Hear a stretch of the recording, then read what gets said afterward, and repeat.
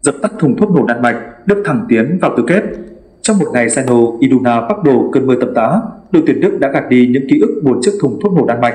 Kai Havertz và các đồng đội đã có màn trả thù ngọt ngào cho những bậc tiền bối khi đánh bại đội bóng vùng Scandinavia để giành tấm vé thứ hai vào tứ kết. Đội tuyển Đức có quá nhiều lợi thế trong cuộc đón tiếp Đan Mạch.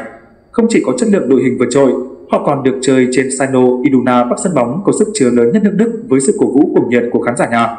Trong khi đó, niềm tin lớn nhất cho thùng thuốc nổ chỉ đến từ câu chuyện ở chung kết Euro năm 1992 khi họ vượt qua chính người Đức để đăng quang.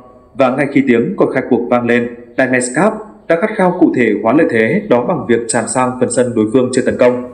Ý đồ phủ đầu đối thủ suýt chút nữa đã nữa, mang về hiệu quả khi Scott bết cánh đầu tung lưới thủ thành Kasper Schmeichel ngay ở phút thứ 4. Các khán đài ở Sino Iduna Park đã dậy sóng ăn mừng với pha dứt điểm này.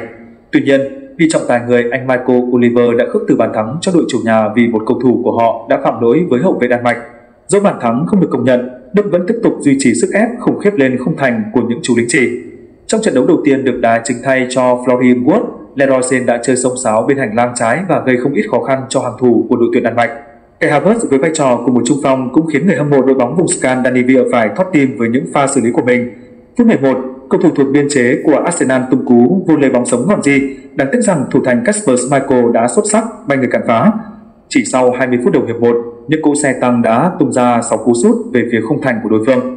Nhưng áp lực đó đã không được liền mạch khi Đan Mạch đã bắt nhịp được với trận đấu trong bối cảnh huấn luyện viên HLV Nagelsmann không dám chơi quá mạo hiểm.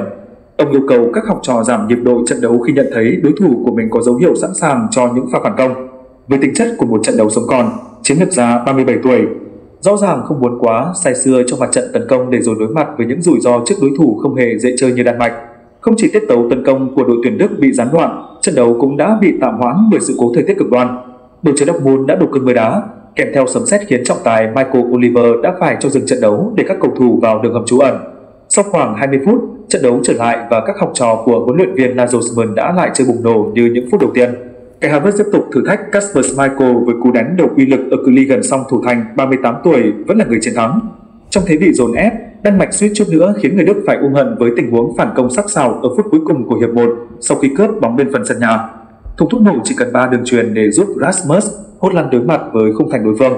Rất may cho đội chủ nhà khi thủ thành Manuel Neuer đã kịp thời lao ra, làm hẹp góc sút của tiền đạo câu lạc bộ Manchester United và cứu một bàn thua trông thấy.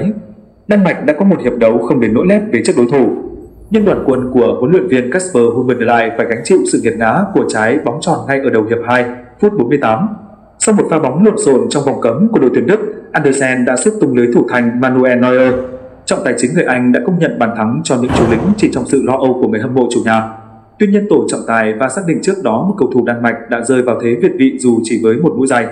Niềm vui bỗng chốc bay đi và ác mộng ập đến với Andersen chỉ trong vài chục giây sau đó. Từ một pha tạt bóng bên cánh trái của đội tuyển Đức, hậu vệ số 2 đã để bóng chạm tay.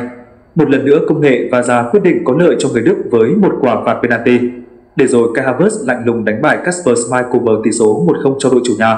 Chỉ ít phút sau, chính tiền đạo số 7 có cơ hội nâng tỷ số lên 2-0 cho tuyển Đức, nhưng cú trích mũi giày của anh đã đưa bóng đi sạt cột dọc.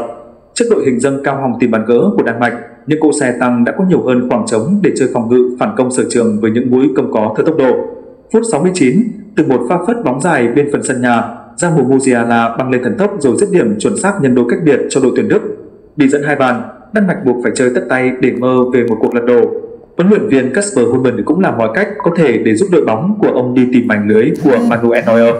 Nhưng không một lần các chân sút của Đan Mạch thành công và họ đành chấp nhận phơi áo với tỷ số 0-2 đồng thời nhìn tấm vé vào tứ kết rơi vào tay đối thủ. Trận Đan Mạch viết nên câu chuyện cổ tích trước người Đức. Ngày 29 tháng 6 năm 2024, Thụy Sĩ xuất sắc biến Italia thành cựu vương Euro.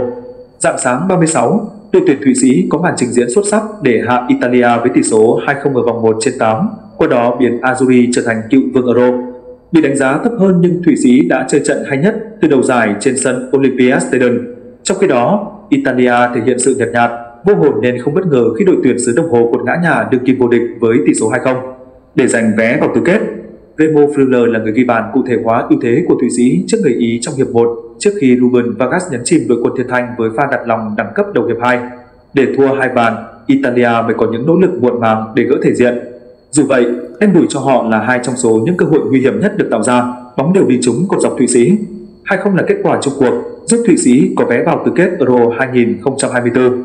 Nếu cứ chơi như vậy, thầy trò huấn luyện viên Gia Kim sẽ gây nhiều khó khăn cho Anh hoặc Slovenia ở tứ kết trên sân Dusseldorf ngày 6 tháng 10 tới.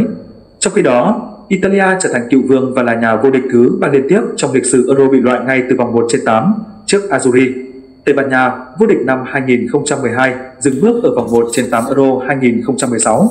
Còn Bồ Đào Nha, vô địch năm 2016, bị loại từ vòng 1/8 Euro 2020.